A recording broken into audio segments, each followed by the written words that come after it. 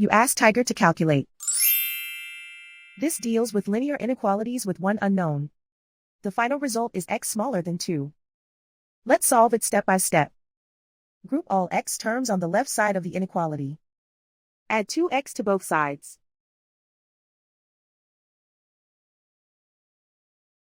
Group like terms.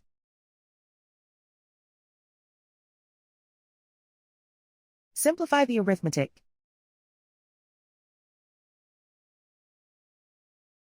Group like terms.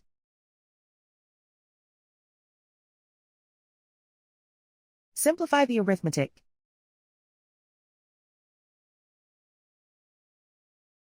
Group all constants on the right side of the inequality. Subtract 1 from both sides.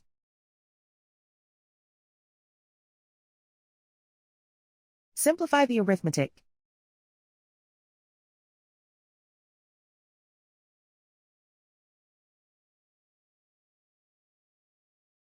Plot the solution on a coordinate grid.